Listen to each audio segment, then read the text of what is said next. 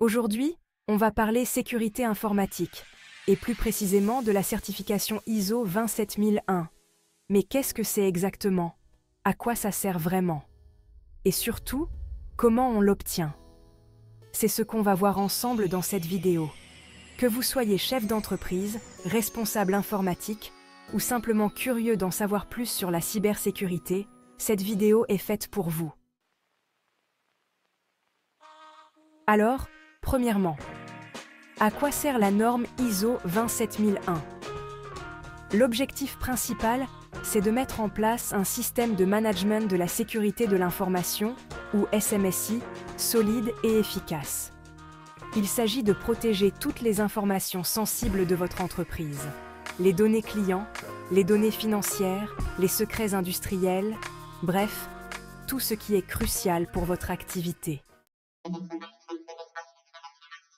Deuxième point important, la conformité réglementaire. Dans certains secteurs, comme la santé, les banques ou encore le e-commerce, la protection des données, ce n'est pas juste une option, c'est obligatoire.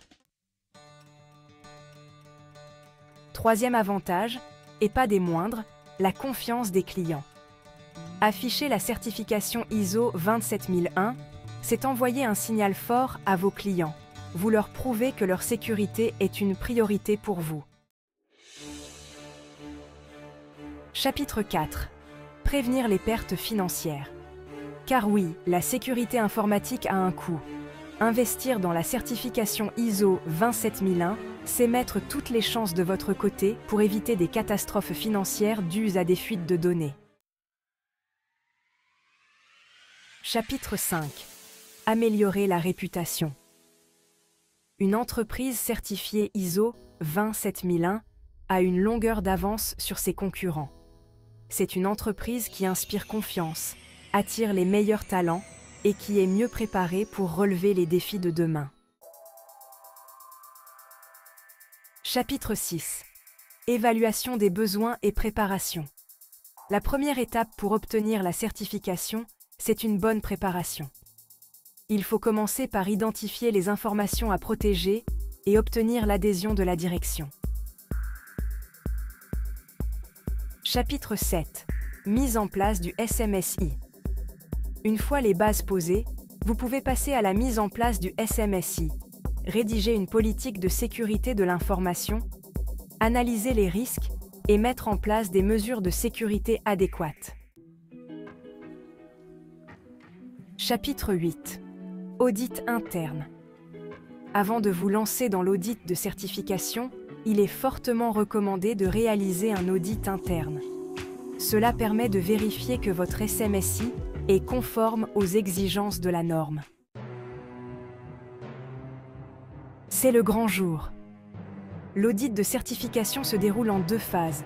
La première phase consiste en un examen documentaire et la deuxième phase est un audit sur site pour vérifier que votre SMSI est bien appliqué en pratique.